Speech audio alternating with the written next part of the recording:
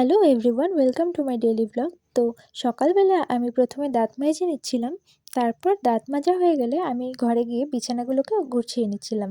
বিছানা গোছানো হয়ে গেলে আমি তারপরে খেয়ে নিচ্ছিলাম দুধ চা বিস্কুট দিয়ে। তারপর কিছুক্ষণ পরে ব্রেকফাস্ট করে নিলাম। ব্রেকফাস্টে ছিল এগরোল। এগরোল খেতে আমার তো অনেক ভালো লাগে, অনেক দিন পর এগরোল মা করলো। তারপর আমি খেয়ে নিচ্ছিলাম এগরোলটাকে। খাওয়া হয়ে গেলে আমি একটু পড়াশোনা করে নিলাম। তারপর রান্নাঘরে গিয়ে দেখলাম মা দুপুরে খাবার তৈরি করছে। সেখানে মা রাঁধছিল মাংস। দিনটি যেহেতু ছিল হোলির দিন, তার জন্য বাড়িতে রান্না হচ্ছিল মাংস। আর তোমাদের বাড়িতে কার কী কী রান্না হয়েছিল আমাকে জানিও। তারপরে মা মাংসগুলোকে ঢেলে দিল আর মাংসগুলো কষিয়ে নিচ্ছিল কিছুক্ষণ পর। আমি তো ভাতের সাথে ছাড়া এমনি এমনি বেগুনি খেতে শুরু করে দিয়েছিলাম। তারপর মাংস কষানো হয়ে গেলে আমি খেয়ে নিচ্ছিলাম গরম গরম মাংসটাকে টেস্ট করে নিয়ে।